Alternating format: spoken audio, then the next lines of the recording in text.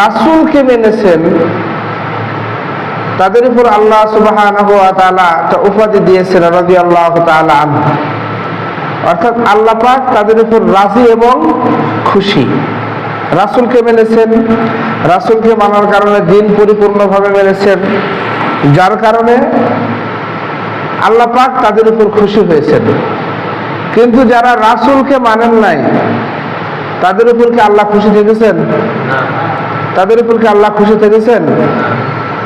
তো এই জন্য আমরা রাসূলকে মানার মাধ্যমে আল্লাহর সন্তুষ্টি প্রাপ্ত বান্দা সাহাবাদেরকে মানার মাধ্যমে আমরা যেন পরিপূর্ণ ঈমানদার মুসলমান হতে পারি, সেই তৌফিক আল্লাহ আমাদেরকে দান করুন। সবাই বলে আমিন।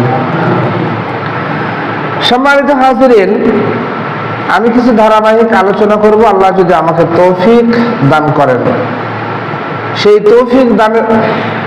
তৌফিকের মধ্য থেকে যে বিষয়টা নিয়ে আলোচনা করতে চাচ্ছি সেটা হচ্ছে দাওয়াতের গুরুত্ব এবং দায়ের গুণাবলী। দাওয়াতের গুরুত্ব এটা একটা অপরিসীম, কারণ দাওয়াত না থাকার কারণে মানুষ অন্ধকারের দিকে ধাবিত হবে, এটাই স্বাভাবিক। এখানে যতগুলো মানুষ আছে সবাই জ্ঞানী মানুষ। আমি মনে করি আমার চাইতেও হাজার হাজার গুণ বেশি জ্ঞানী মানুষ আপনারা।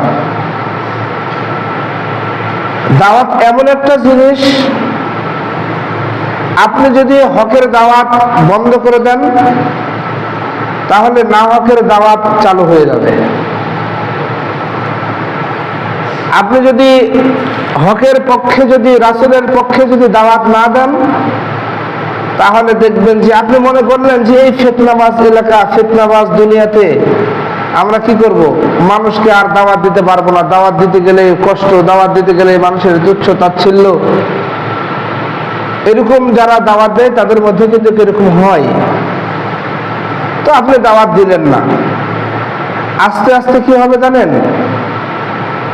এই পৃথিবী থেকে যদি দাওয়াত বন্ধ হয়ে যায় তাহলে শয়তানের রাজত্ব কায়েম হয়ে যাবে।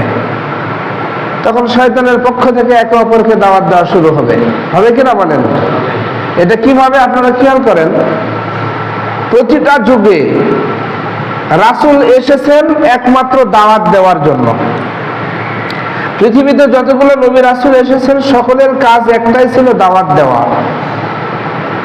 এই দাওয়াতের মাধ্যমে আল্লাহ সুবহানাহু ওয়া তাআলা কিছু সংখ্যক মানুষকে হেদায়েতের পথে নিয়ে এসেছেন, আর অনেক মানুষ দাওয়াত পেয়ে তারা রাসূলকে অস্বীকার করেছেন, নবীগণকে অস্বীকার করে জাহান্নামী হয়েছেন। কথা ঠিক না? কারণ পৃথিবীর মধ্যে যতগুলো নবী এসেছেন প্রত্যেকটা নবীর কাজই ছিল দাওয়াত দেওয়া। এই জন্য আমার বক্তব্যের বিষয়টা হচ্ছে দাওয়াতের গুরুত্ব। এখন এই দাওয়াত দিতে গিয়ে অপমানিত হন নাই, দাওয়াত দিতে গিয়ে লাঞ্ছিত হন নাই, দাওয়াত দিতে গিয়ে মানুষের খারাপ বাক্য শুনেন নাই, এমন কোন নবী কি পৃথিবীর মধ্যে ছিল বলে মনে করেন? আমার কথা বুঝেন নাই? দাওয়াত দিতে গিয়ে পৃথিবীর মধ্যে লাঞ্ছিত, অপমানিত, গ্লানিমুখ সহ্য করতে হন নাই, এমন কোন নবী পৃথিবীর মধ্যে ছিল না। আপনারা একটু খেয়াল করে দেখবেন,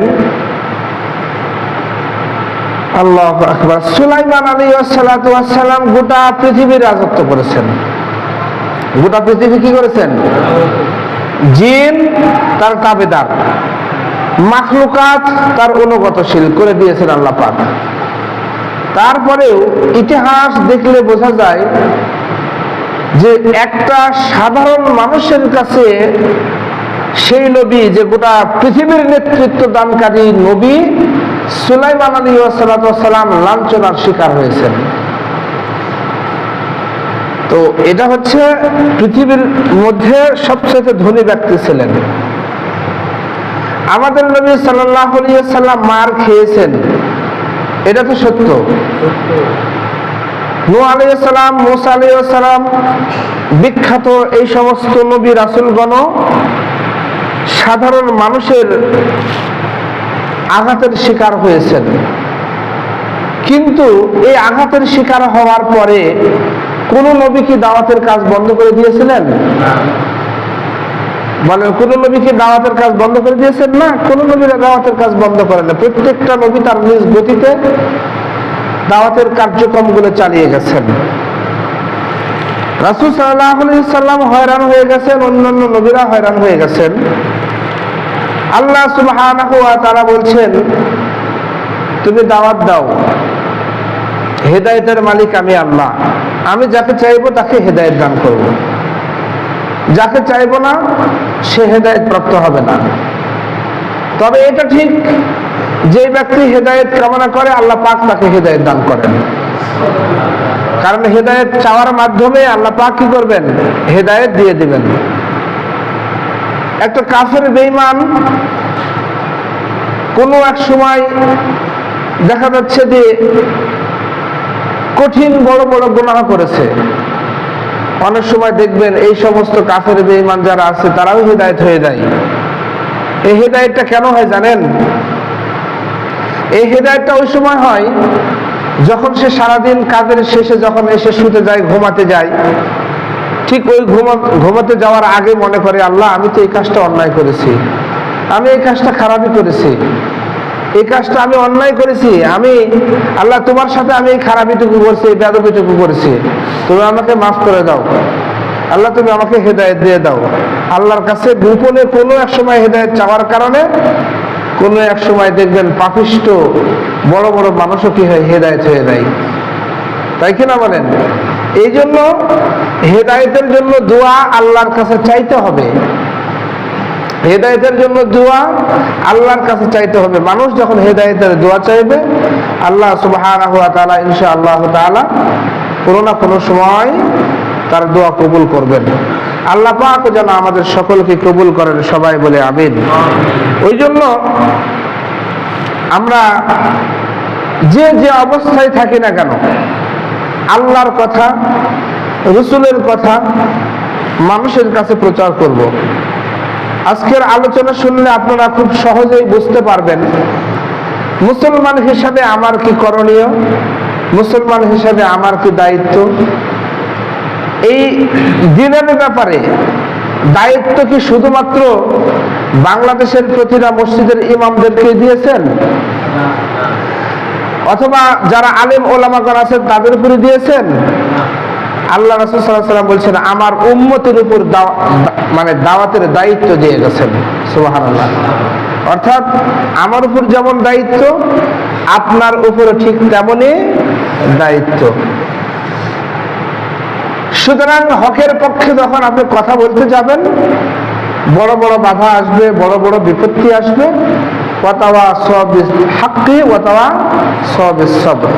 সত্যের পথে যখন আপনি আহ্বান করবেন মানুষকে, বিভিন্ন রকম বালা মুসিবত আসবে, ঝড় তুফান আসবে। ঠিক ওই সময় আল্লাহ পাক নিজেই বলেছেন ওয়াতাওয়াসাউ বিস-সাবর, তুমি কি করো? ধৈর্য ধারণ করো। এই ধৈর্য ধারণ করার মাধ্যমে আল্লাহ সুবহানাহু ওয়া তাআলা তোমাকে এমন পুরস্কার করে দিবেন যা তুমি কল্পনাও করতে পারো না। অর্থাৎ এই পৃথিবীর মধ্যে যদি সবাই ক্ষতিগ্রস্ত অন্তরে থাকে, তাহলে তুমি সেই ক্ষতি থেকে মুক্ত হয়ে যাবে হকের পক্ষে দাওয়াত দেওয়ার কারণে। আল্লাহ পাক যেন আমাদের সবাইকে কথাগুলো বুঝে আমল করার তৌফিক দান করেন। মহান আল্লাহর নিকট একমাত্র মনোনীত দিন কোনটা? মনোনীত দিন কোনটা? মনোনীত দিন হচ্ছে ইসলাম। মানে এটা হচ্ছে অদ্বিতীয়। অদ্বিতীয়, একমাত্র বললে কি হয়, আরেকটা কিছু থাকতে পারে, কিন্তু অদ্বিতীয়। মনোনীত দিন কোনটা বলেন? সবাই বলেন দিন একটু। ইসলাম। অর্থাৎ যে ধর্মে আমরা বসবাস করছি, এটা হচ্ছে আল্লাহর কাছে মনোনীত একটা দিন, মনোনীত ধর্ম।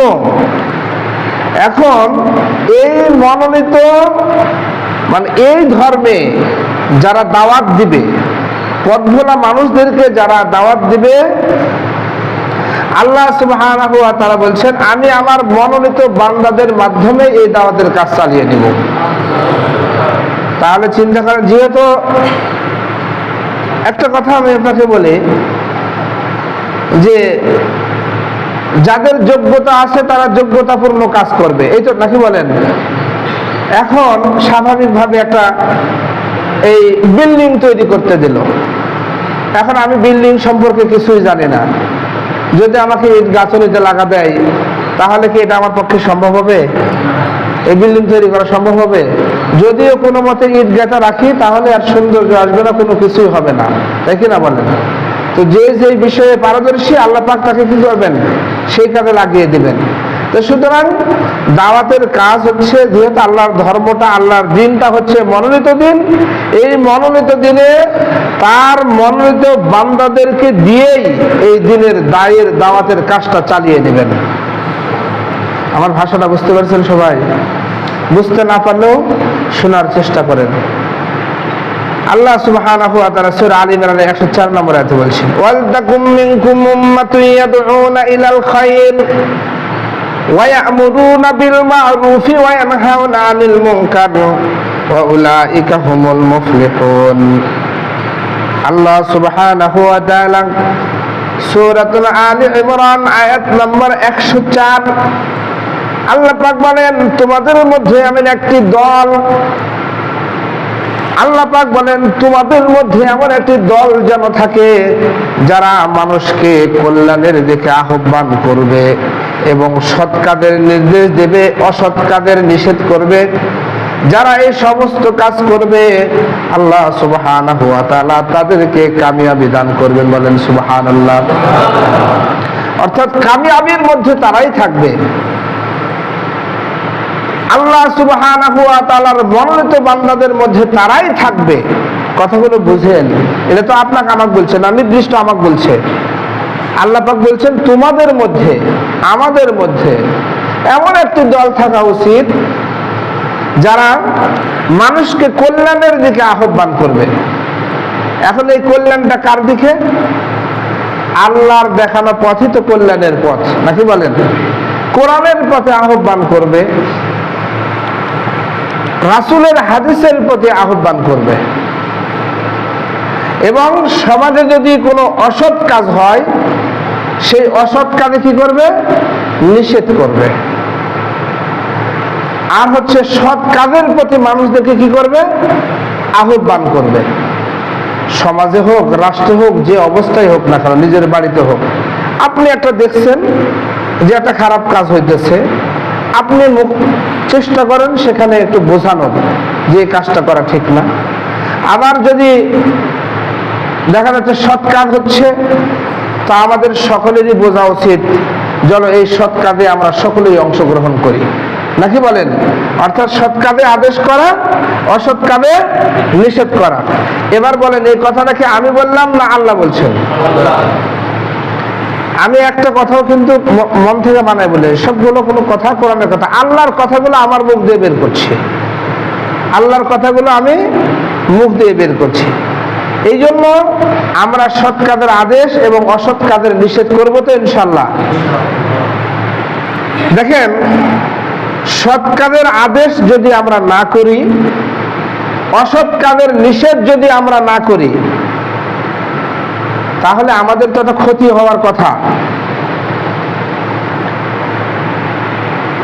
এখানে সুনানে আত-তিরমিজি হাদিস নম্বর 2169 নম্বর হাদিস, আন হুযায়ফা ইবনুল ইয়ামানি আনিন নবী সাল্লাল্লাহু আলাইহি ওয়াসাল্লাম قال والذي نفسي بيده لتأمرن بالمعروف ولتنهون عن المنكر أو ليوشكن الله أن يبعث عليكم عقابا منه ثم تدعونه فلا يستجاب لكم أو كما قال عليه الصلاة والسلام। হুযায়ফা রাদিয়াল্লাহু তাআলা আনহু থেকে হাদিসটি বর্ণনা, রাসূল সাল্লাল্লাহু আলাইহি ওয়াসাল্লাম বলেছেন, কি বলেছেন শুনেন তো একটু, সবাই শুনেন।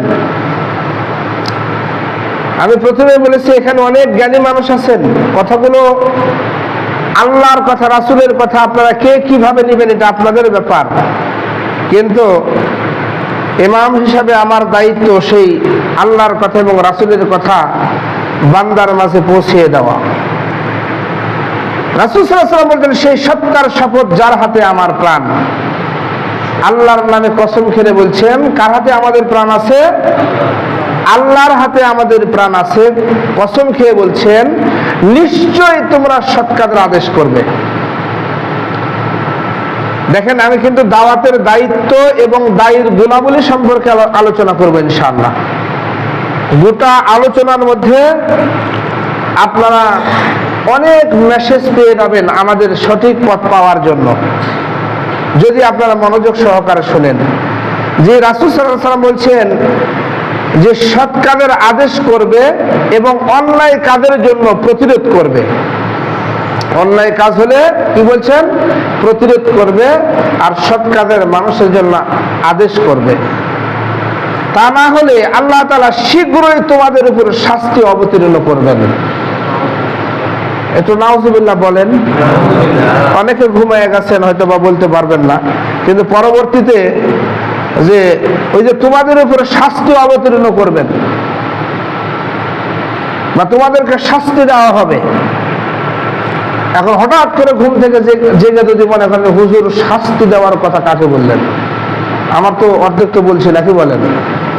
তো এই যে শাস্তি দেওয়া হবে, এই কথাটা শুনে এখন যদি কেউ যদি বলে যে শাস্তি কাকে দিবেন, কিভাবে দিবেন, কিন্তু এখানে আল্লাহ পাক বলছেন, যদি সৎ কাজের আদেশ যদি না দেওয়া হয় আর অসৎ কাজের যদি প্রতিরোধ গড়ে তোলা না হয়, তাহলে আল্লাহ সুবহানাহু ওয়া তাআলা বলেন তোমাদের উপর শাস্তি অবতীর্ণ করবেন।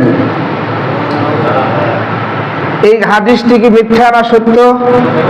আলহামদুলিল্লাহ, আমাদের এখানে কিতাব আছে, এই কিতাবের নাম হচ্ছে সুনান তিরমিজি, হাদিস নম্বর 2169 নম্বর হাদিস। একটা হাদিসও আমি বানিয়ে বলবো না, কোন আয়াত থেকে কথা বলছি, কোন হাদিস থেকে কথা বলছি, এটা যদি বোঝার যদি ক্ষমতা আমাদের না থাকে, তাহলে আমরা কিভাবে কি করতে পারি বলেন? তাহলে বোঝা গেল যে আল্লাহ পাক বলছেন সৎ কাজের আদেশ এবং অসৎ কাজের নিষেধ না করার কারণে আল্লাহ পাকের পক্ষ থেকে কি আসবে? শাস্তি অবতীর্ণ হবে। তখন তোমরা তখন তার নিকট দোয়া করলেও তিনি তোমাদের সে দোয়া কবুল করবেন না। একটু ঘুম থেকে জাগা দিয়ে বলেন তো আল্লাহু আকবার। তার মানে হচ্ছে হাদিসটা আবার দেখেন, ঘুম ভাঙে গেছে, আমি আবার বলি, সৎ কাজের আদেশ এবং অসৎ কাজের নিষেধ যদি কেউ না করে, তাহলে আল্লাহ পাকের পক্ষ থেকে আযাব নাযিল হবে, শাস্তি অবতীর্ণ হবে। এবং যে সময় শাস্তি অবতীর্ণ হবে, বিশাল আকারের শাস্তি শুরু হয়ে যাবে। সেটা কি ধরনের হতে পারে সেটা তো তিনিই ভালো জানেন। সেই সময় তোমরা দোয়া করবে আল্লাহর কাছে যে আল্লাহ তোমরা আমাকে এই শাস্তি থেকে উদ্ধার করো, কিন্তু তোমরা সেই সময় দোয়া করলে তোমাদের হাতকে খালি হাতে ফিরিয়ে দেওয়া হবে, তোমাদের দোয়া কবুল করা হবে না। এবার বুঝতে পারলেন? হাদিসটি বুঝতে পারলেন ভাইজান? একটা কথা বলি, নূহ আলাইহিস সালামের জাতি, নূহ আলাইহিস সালাম যখন নৌকা তৈরি করছিল, তখন কিন্তু তার জাতিরা বলছিল সে অযথা তৈরি করছে। শাস্তি আবার কিভাবে আসবে? পানি নাই, এলাকার কোনো পানি নাই, সবাই মরুভূমি, মরুভূমি একবারে ভরপুর হয়ে গেছে, এখানে আবার পানি আসবে কোথা? অযথা নৌকা তৈরি করতেছে। কিন্তু মূসা আলাইহিস সালাম তো জানে যে শাস্তি একটা আসবে, বিপদ একটা আসবে, আযাব একটা আসবে, ঠিক আছে না? সময় যখন চলে আসলো, সবাইকে আল্লাহ পাক হুকুম দিলেন, যাও এবার তোমরা ওই শুকনার মধ্যে ওই নৌকাতে আরোহণ করো। এটা পাগলের কারবার না? শুকনার মধ্যে কি নৌকার মধ্যে কি আরোহণ করে? যায় উঠে, কি হলো? শুরু হয়ে গেল আল্লাহর গজব। শুরু হয়েছিল না? গোটা পৃথিবী প্লাবিত হয় নাই? তো আযাব যে কিভাবে মানুষের সামনে আসবে, সেই সময় দোয়া করলেও তো কাজ হবে না। তার বাস্তবতা হচ্ছে গত 2 দিন আগে, কে কি বলতে পারবেন? দুবাই, ইয়েস, তুমি কিছুটা নিউজ রাখো। দুবাইতে প্লাবন হয়ে গেল। দুবাই একটা মরুভূমি এলাকা, মরুভূমি এলাকা না? মরুভূমি এলাকা। এই মরুভূমি এলাকা দুবাইটা এমন প্লাবন যে সেখানে আর সাধারণভাবে অবস্থান করার মতো কোনো ব্যবস্থা নেই। আল্লাহু আকবার। কিন্তু দুবাই কি করছে জানেন? দুবাই হচ্ছে সীমা লঙ্ঘন করেছে। দুবাই কি করেছে? সীমা লঙ্ঘন করেছে। এটা আমার মত না, কিন্তু এটা আলহামদুলিল্লাহ বাংলাদেশে যারা ইসলামিক স্কলার এবং সালাফি ঘরানার অনেক ওলামায়ে কেরাম এই ব্যাপারে চূড়ান্ত কিছু কথা বলেছেন। আমি খালি একটা কথা বলবো, যে দুবাইতে আস্তে আস্তে শিরিকের আখড়া গড়ে উঠেছিল। শিরিকের কি হয়েছে? আখড়া গড়ে উঠেছে, এবং সেখানে অবৈধ পন্থায় মানুষ চলাফেরার একটা মহামারী শুরু হয়ে গেছিল। তা আল্লাহ পাক কি করছেন? তাদেরকে কি করছেন বলেন? এই যে ধ্বংস করে দিলেন, এক ধরনের ধ্বংসই তো নাকি বলেন? নাই পানি নাই পানি, কোথাও যার কল্পনাও করতে পারেনি সেই জায়গাগুলো প্লাবিত হয়ে গেল। তো সম্মানিত হাজিরিন, বোঝা গেল সেখানেও তো সৎ কাজের আদেশ করার জন্য লোক কিছু ছিল না? কিন্তু এই হাদিসের উপর তারা আমল না করার কারণে, সৎ কাজের আদেশ এবং অসৎ কাজের নিষেধ না করার কারণে আল্লাহ পাকের পক্ষ থেকে তাদের উপর শাস্তি অবতীর্ণ হলো, এবং এমন অবতীর্ণ হয়েছে যে তারা দোয়া করেও সেই আযাব থেকে তারা সহজেই ফিরে উঠতে পারেনি। ধ্বংস হয়ে গেছে, তারপরে ফিরে পাইছে। এখন আমরা যেইভাবে চলাফেরা করতেছি, এমন একটা সময় চলে আসতে পারে যে আমরা এই হাদিসের আওতায় চলে আসতে পারি। আল্লাহ পাক যেন আমাদের সবাইকে মাফ করে দেন, সবাই বলে আমিন। আপনারা এতটুকু বুঝতে পেরেছেন তো নাকি বলেন? রাসূল সাল্লাল্লাহু আলাইহি ওয়াসাল্লাম, এবার যে হাদিসটা বলবো সেটা হচ্ছে সুনানে আবু দাউদ 1140 নম্বর হাদিস। রাসূল সাল্লাল্লাহু আলাইহি ওয়াসাল্লাম বলছেন, তোমাদের মধ্যে কেউ যদি কোনো খারাপ কাজ দেখে তাহলে সে যেন হাত দ্বারা প্রতিহত করে। কি দ্বারা? হাত দ্বারা। এখন হাত দ্বারা প্রতিহত করতে গেলে সরাসরি সেখানে বাধা দিতে হবে। গান বাজনা হচ্ছে, নাটক থিয়েটার হচ্ছে, অন্যায় অশ্লীল কাজ হচ্ছে সমাজে, বিভিন্ন অধার্মিক কাজ হচ্ছে, শিরিকের কাজ হচ্ছে, বেদাতের কাজ হচ্ছে। এখন এগুলো যদি হতে থাকে, সুনানে আবু দাউদ 1140 নম্বর হাদিস দ্বারা এটাই প্রমাণ করে, সেখানে হাত দ্বারা বাধা দাও। এটা হচ্ছে সর্বোচ্চ ইমানের একটা দায়িত্ব। সেটা যদি না হয় তাহলে কি করো? হাত দ্বারা বাধা দাও। আর যদি সেটা সম্ভব না হয় তাহলে মুখ দ্বারা প্রতিবাদ করবে। মুখ দ্বারা কি করবে? প্রতিবাদ করবে। মুখ দ্বারা অন্তত পক্ষে প্রতিবাদ করবে যে এই কাজটা করা যাবে না। আর যদি সেটা তাও যদি সম্ভব না হয় তাহলে অন্তর দ্বারা সেটা কি করতে হবে? ঘৃণা করতে হবে। ওই কাজটাকে কি করতে হবে? অন্তর দ্বারা ঘৃণা করতে হবে। এখন আমি হাত দ্বারা বাধাও দিলাম না, মুখ দ্বারা প্রতিবাদও করলাম না, অন্তর দ্বারা সেটা কি করলাম না? ঘৃণাও করলাম না। অর্থাৎ আমি এই সমস্ত অন্যায় অশ্লীল নাচ গান বাজনা বিভিন্ন ইসলামের বিপরীত যে কাজগুলো হয় সেই কাজের সাথে নিজেকে জড়ায় ফেললাম, প্রতিবাদ করলাম না, কোনো কিছু করলাম না। তাহলে বোঝা যাচ্ছে এই সমস্ত বান্দার আমলের কারণে দুনিয়ার পক্ষ থেকে আসমানি গজব বান্দার প্রতি কোনো না কোনো এক সময় নাজিল হবে। এটা কি হাদিসের কথা না? আপনারা কি বুঝতে পারছেন? আমি কি একটা কথা বানায় বলেছি, নিজের থেকে বলছি? তো সুতরাং সম্মানিত হাজিরিন, এই হাদিসগুলো বলার অর্থ হচ্ছে দাওয়াতের গুরুত্ব, দায়ীর গুণাবলী। সমাজে যদি এরকম হয় তাহলে আমাদেরকে কি করতে হবে? দাওয়াত দিতে হবে। এখন যারা যুবক আছে অথবা ইসলাম সম্পর্কে সামান্য কিছু জানে অথবা যতটুকুই জানে, এখন হয়ে গেছে অনেকে চেষ্টা করে যে হাত দিয়ে প্রতিবাদ করার চেষ্টা করে, মুখ দিয়ে প্রতিবাদ করার চেষ্টা করে, এবং এগুলো করতে গেলে হয় কি সমাজের মধ্যে একটা বিশৃঙ্খলা, রাষ্ট্রের মধ্যে একটা বিশৃঙ্খলা সৃষ্টি হয়। তাহলে অন্তত পক্ষে দুর্বল ইমানের পরিচয় দিয়ে হলেও হাত দ্বারা বাধা না দিয়ে, মুখ দ্বারা প্রতিবাদ না করে, অন্তর দ্বারা আমি ব্যক্তিগতভাবে যদি ফিরে আসি যে আমি এই কাজটাকে কি করি? ঘৃণা করি, ব্যক্তিগতভাবে ফিরে আসি, তাহলে বোঝা যাবে সে একটা সর্ববৃহৎ ইমানের পরিচয় দান করলো। কি তাই কিনা বলেন? একটা ইমানের পরিচয় দান করলো।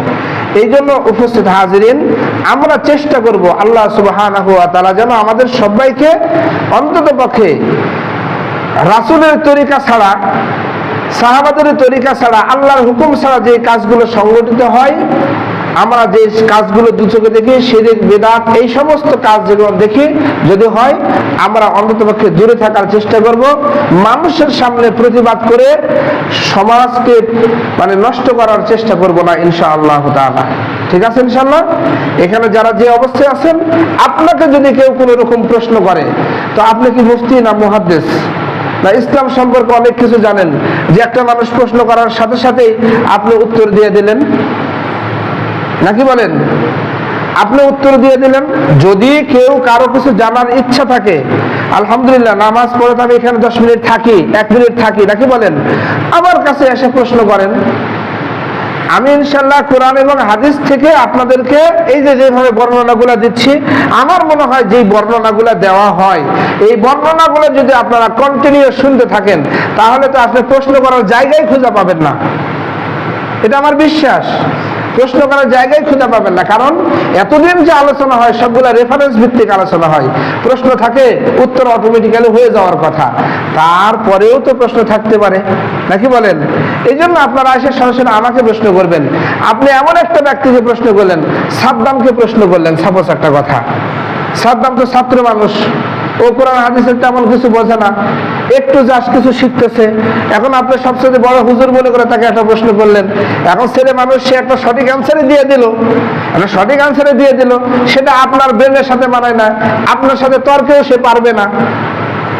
এরকম যদি হয়, তাহলে সেটা কি ভালো হবে না খারাপের দিকে যাবে? খারাপের দিকে যাবে না। এই জন্য আপনারা প্রশ্ন যত যা কিছু করা লাগে আলহামদুলিল্লাহ আমার কাছে করবেন। আমি তো 10 মাইল দূরেও থাকি না, অন্তত লিখিত ভাবে প্রশ্ন আমার কাছেও দিতে পারেন ইনশাআল্লাহ। তো দেখেন, আমি আরো কিছু কথা বলি। এই জন্য আমরা সৎ কাজের আদেশ এবং অসৎ কাজের নিষেধ করবো তো ইনশাআল্লাহ। এবার আসেন আরেকটা হাদিস। এই হাদিসটা আমি সরাসরি, আমি যতগুলো কথা বলেছি সবগুলো নোট। এখন যতগুলো হাদিস বলেছি সব কিতাব যদি এখানে নিয়ে আসিতে জায়গা দেওয়া যাবে? তো আমার কাছে একটা খুব গুরুত্বপূর্ণ একটা হাদিস মনে হয়েছে, সে হাদিসটা আমি আপনাদের সামনে এখন সরাসরি পড়ে আমি শোনানোর চেষ্টা করেছি ইনশাআল্লাহ তাআলা। হাদিসটি পড়েই নেই। বিসমিল্লাহির রহমানির রহিম। ওয়া ইন্নাহু লা ইয়াখরুজু মিন উম্মতি আকওয়ামুন তাজারা বিহিম তিলকাল আহওয়া কামা ইয়াতাজারা কালবু লিসাহিব আও কামা ক্বালা আলাইহিস সালাতু ওয়াস সালাম। এটা হচ্ছে, আপনারা আমার কাছে দেখছেন, এটা হচ্ছে সুনানে আবু দাউদ। আপনার আল্লামা নাসিরউদ্দিন আলবানী রাহমাতুল্লাহি আলাইহি উনি তাহকিক করেছেন। সুবহানাল্লাহ। ইসলামের সবচাইতে একটা গুরুত্বপূর্ণ ব্যক্তি তাহকিক করেছেন আলবানী রহমতুল্লাহি আলাইহি। ৫ম নম্বর খন্ড সুনানে আবু দাউদ, হাদিস নম্বর হচ্ছে 4597 নম্বর হাদিস। এখানে বলা হচ্ছে, মুয়াবিয়া ইবনে সুফিয়ান সূত্রে বর্ণিত, তিনি বলেন, তিনি দাঁড়িয়ে বলেন, জেনে রাখো, রাসূলুল্লাহ সাল্লাল্লাহু আলাইহি ওয়াসাল্লাম আমাদের মাঝে দাঁড়িয়ে বললেন, জেনে রাখো তোমাদের পূর্ববর্তী আহলে কিতাব 72 দলে বিভক্ত হয়েছে। কত দলে? অর্থাৎ আমার রাসূল আসার আগে যতগুলো উম্মত ছিল সমস্ত উম্মতের কত দলে বিভক্ত ছিল? 72 দলে। এবং আমার উম্মত ভবিষ্যতে 73 দলে বিভক্ত হবে। এটা বুঝতে পারছেন? এই কথাটা কিন্তু রাসূলের ভবিষ্যৎবাণী না, এটা আল্লাহ পাক জানিয়ে দিয়েছেন, তাই বলছেন। আল্লাহ পাক জানিয়ে দিয়েছেন, তাই বলেছেন যে আমার উম্মতেরা 73 দলে বিভক্ত হবে। এর মধ্যে 72 দল জাহান্নামে যাবে। কয়টা দল জাহান্নামে যাবে? সবাই বলেন তিনি, কয়টা দল জাহান্নামে যাবে? 72 দল জাহান্নামে যাবে এবং একটি দল শুধু জান্নাতে যাবে। সুবহানাল্লাহ। আর সে হচ্ছে আহলে সুন্নাত ওয়াল জামাআত। আহলে সুন্নাত ওয়াল জামাত, এই দল ছাড়া বাকি সবাই। এখন আহলে সুন্নাত ওয়াল জামাত কারা জানেন? পরিষ্কার ভাবে আপনারাই বুঝে ফেলবেন। যারা কথা বলে রাসূলের কথা, যারা কথা বলে সাহাবাদের কথা, যারা কথা বলে খয়রুল কুরুনের কথা, দিনের ব্যাপারে কথা বলতে গেলে শুধুমাত্র এদেরকেই ফলো করে, বাকি আর কাউকে ফলো করে না। এরা হচ্ছে আহলে সুন্নাত ওয়াল জামাত। কথাটা বুঝতে পারছি? দেখেন, ভালো করে মনে রাখেন। যে ওরা যখন বক্তব্য দেয় তখন রাসূলের কথা নিয়ে বক্তব্য দেয়, ওরা যখন কথা বলে তখন সাহাবাদের কথাগুলো উপস্থাপন করে, তাবিঈনের কথা উপস্থাপন করে, তাবিঈনের কথা উপস্থাপন করে। আইয়ামে মুস্তাহিদিন অর্থাৎ সবাই এই একটা দলকে অনুসরণ করে কথা বলে। এরা হচ্ছে আহলে সুন্নাত ওয়াল জামাতের আওতায়। সুতরাং ওদেরকে যারা অনুসরণ করবে তারা বর্তমান জামানার আহলে সুন্নাত ওয়াল জামাতের আওতায় পড়ে যাবে। সুবহানাল্লাহ বলেন। এখন এই যে আহলে সুন্নাত ওয়াল জামাতের আওতায় পড়ে যখন যাবেন তখন নিঃসন্দেহে আপনি কোথায় যাবেন? জান্নাতে চলে যাবেন। সবাই বলে আমিন। তাহলে বোঝা গেল যে একমাত্র তারাই আহলে সুন্নাত ওয়াল জামাতের আওতাভুক্ত যারা রাসূলকে সরাসরি ফলো করেন, যারা সাহাবাদেরকে ফলো করেন, যারা তাবিঈনদেরকে ফলো করেন, যারা তাবিঈনদেরকে ফলো করেন, এরা হচ্ছে আহলে সুন্নাত ওয়াল জামাতের আওতায় পড়ে যাবে ইনশাআল্লাহ। তাহলে এটাকে আমার কথা বললাম না হাদিসের কথা বললাম? তা হাদিসের কথা যদি বলে থাকি তাহলে আমরা যে কথাগুলো এখানে বলি আপনাদের সামনে বলা হয়, এতদিন ধরে যে কথাগুলো হয়, বলেন তো যে আমি কোনো ইমামদের জীবনী কাহিনী কোনোদিন বলেছি কিনা? বলতে পারবেন আপনারা? অথবা কোনো কাহিনী, কোনো আল্লাহর ওলির কোনো হিস্টোরি, ইতিহাস নিয়ে আপনাদের সামনে আলোচনা করেছি কিনা? একটা কথা আমি আপনাদেরকে বলি, সাপোজ আমি যদি ইমাম আবু হানিফা রাহমাতুল্লাহি আলাইহির জীবনী নিয়ে আলোচনা করি, তার আগে বুঝতে হবে যে ইমাম আবু হানিফা রাহমাতুল্লাহি আলাইহির জীবনের চাইতে সবচেয়ে গুরুত্বপূর্ণ জীবনী হচ্ছে সাহাবাদের। তো সেই সাহাবাদের জীবনী নিয়ে আলোচনা করলে বেশি উপকার হবে না ইমাম আবু হানিফা রাহমাতুল্লাহি আলাইহির জীবনী নিয়ে আলোচনা করলে বেশি উপকৃত হবে? সাহাবাদের, তাই কিনা বলেন? তো সুতরাং আমি তো চেষ্টা করি সাহাবা পর্যন্ত থাকার, এবং আলহামদুলিল্লাহ আপনারাও অনুসরণ করবেন সেই সাহাবা সম্পর্কে সঠিক ধারণা রেখে তাদের পদাঙ্ক অনুসরণ করে জীবনকে পরিচালনা করার। লাস্টের কথা একটাই, যে মানেন আর না মানেন, আজ না মানেন কান বাঁধবেন ইনশাআল্লাহ, এটা আমার বিশ্বাস, কিন্তু সঠিকটা মানার চেষ্টা করেন। আল্লাহ সুবহানাহু ওয়া তাআলা তাহলে আপনাকে সেই আহলে সুন্নাত ওয়াল জামাতের মধ্যে আল্লাহ পাক আপনাকে শামিল করে নেবেন। সবাই বলে আমিন। সুতরাং রাসূল সাল্লাল্লাহু আলাইহি সাল্লাম বলেন, আর সেদাল হচ্ছে ইবনে ইয়াহইয়া আমর রাদিয়াল্লাহু রাহমাতুল্লাহি আলাইহি বলেন, বিষয়টা হলো আমার উম্মতের মধ্যে এমন একটি দলের আবির্ভাব ঘটবে। এটাকে বলছেন রাসূল সাল্লাল্লাহু আলাইহি সাল্লাম বলছেন, আমার উম্মতের মধ্যে এমন একটি দলের আবির্ভাব ঘটবে যাদের সর্বশরীরে বিদআতের প্রবৃত্তি এমন ভাবে অনুপ্রবেশ করবে যেমন পাগলা কুকুর কামড়ালে জলাতঙ্ক রোগীর সর্বশরীরে সঞ্চারিত হয়। কথাটা কি আমার না রাসূলের কথা? আপনারা বিষয়টা খুব ভালো করে জানবেন, কারণ সুনানে আবু দাউদ ৭৬ কিতাবের মধ্যে একটা কিনা। সুতরাং এখানে বোঝা যাচ্ছে যে বেদাতের প্রবৃত্তির কারণে মানুষ এ পরিমাণ বেদাতের মধ্যে ঢুকে পড়বে, যেমন একটা পাগলা কুকুর কামড়ালে মানুষের মধ্যে জলাতঙ্ক যে রোগী হয় না, এই রোগীর মতো মানুষ হয়ে যাবে সবাই। তো সম্মানিত হাজিরিন, আমার কথা হচ্ছে আমরা বেদাতের মধ্যে আছি কিনা আর আপনারা আছেন কিনা এটা আমার তো বলার উদ্দেশ্য না। উদ্দেশ্যটা হচ্ছে হাদিসটা আপনাদেরকে শোনানো মাত্র। হাদিসটি কি আপনাদেরকে শোনানো। আমরা হাদিসগুলো পড়ি, নোট করে রাখছি, আপনারা এখান থেকে ইনশাআল্লাহ জানতে পারবেন। সুতরাং সম্মানিত হাজিরিন, আল্লাহ পাক আমাদের সকলকে যেন এই সমস্ত কথা বুঝে আমল করার তৌফিক দান করেন। তবে একটা কথা হচ্ছে, সবাই মনে রাখবো যে আমরা যেই কথা বলবো রাসূলের কথা বলবো, আমরা যেই কথা বলবো কোরআনের কথা বলবো, আমরা যেই কথা বলবো সাহাবাদের কথা বলবো। আমাদের অনুসরণ পথ কোনটা বলেন তো? রাসূলের পথ না আব্দুল কাদের জিলানী রাহমাতুল্লাহি আলাইহির পথ অনুসরণ করবো? বুঝেন, কারণ উনি তো আল্লাহর ওলি একজন, নাকি বলেন? তা আল্লাহর ওলি আপনার আব্দুল কাদের জিলানী রাহমাতুল্লাহি আলাইহি কি বলেছেন সেটা শুনেন। ওনাকে তো আমরা সবচেয়ে বড় আল্লাহর ওলি এবং গাউসে পাক হিসেবে আমরা সবাই জানি, নাকি?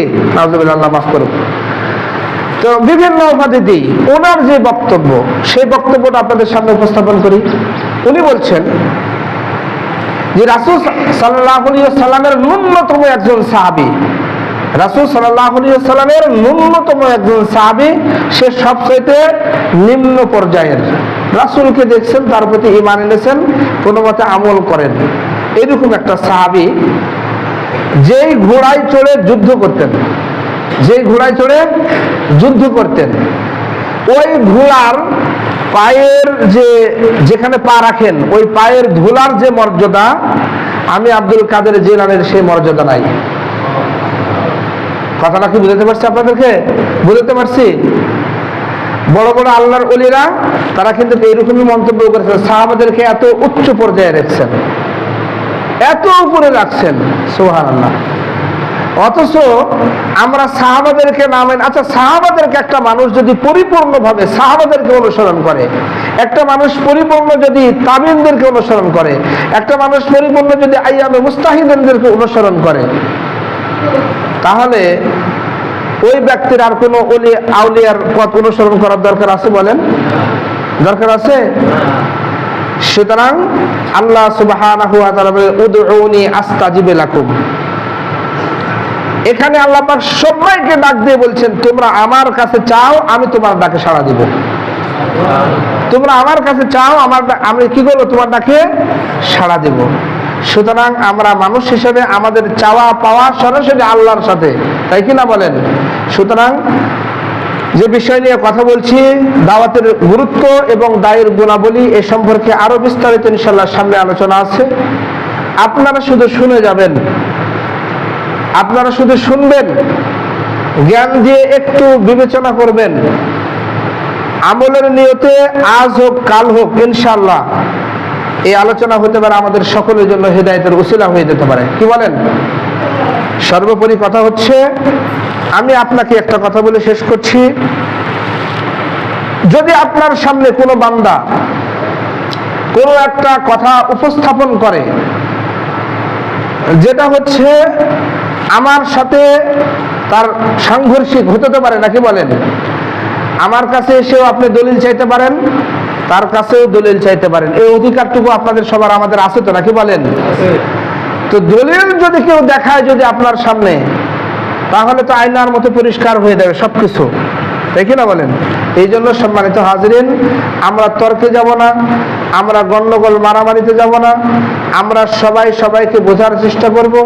আপনাদেরকে আমার দাওয়াত দিতে হবে। রাসূল সাল্লাল্লাহু আলাইহি ওয়াসাল্লাম সবচাইতে বেশি কাদেরকে দাওয়াত দিতেন? সবচাইতে বেশি দাওয়াত দিতেন যারা হচ্ছে আল্লাহ ভোলা থাকতো, তাদেরকে বেশি দাওয়াত দিতেন, এবং তারা রাসূল সাল্লাল্লাহু আলাইহি ওয়াসাল্লাম তাদের কাছে বেশি ওঠা বসা করতেন, তাদের কাছে বেশি যাইতেন। আমরাও ইনশাআল্লাহ চেষ্টা করি তাদের কাছে দাওয়াত পৌঁছানো। এখানে মুসলমান হিসাবে একটা কথা বলি, আজকে যেই ব্যক্তিরা আল্লাহ থেকে পুরোটাই সরে আছে, কালকে যে আল্লাহ পাক তাকে হিদায়াত দিবে না, এটা কি বলা সম্ভব? এটা কি বলা সম্ভব? এই জন্য কাহার প্রতি বিদ্বেষ নাই। দেখা যাচ্ছে যে মানুষ নামাজ পড়ছে না, রোজা রাখছে না, ইসলামের হয়তো বা ভয়ানক কিছু কাজ করতেছে যেটা আল্লাহ পছন্দ করেন না, রাসূল পছন্দ করেননি, ফেরেশতারাও পছন্দ করে না, এরকম কোনো কাজ করে বসছেন, কিন্তু ওই ব্যক্তি যে কোনো এক সময় ঘুমাতে যাওয়ার আগে বলে, আল্লাহ আমি তো এই অন্যায়গুলো করি, তুমি ছাড়া ক্ষমা করার তো কেউ নাই, তুমি ক্ষমা করে দাও, আমাকে হেদায়েত দিয়ে দাও। এই জন্য রাসূলের হাদিস, একটা ব্যক্তি সকালে ঈমান থাকবে, বিকালে কাফের হয়ে যাবে, আবার বিকালে ঈমান থাকবে, সকালে কাফের হয়ে যাবে। আল্লাহ পাক কাকে কোথায় কোন অবস্থাতে রাখবে এটা বলা যাবে না। এই জন্য আমরা আজকের হাদিস থেকে যেটা বুঝলাম সেটা হচ্ছে, সৎ কাজের আদেশ করব, অসৎ কাজের নিষেধ করব। যদি নিষেধ করি আর যদি এই আমলটা যদি না করি, আল্লাহ পাকের পক্ষ থেকে আমাদের উপর গজব আসবে। আমরা দোয়া করবো সেই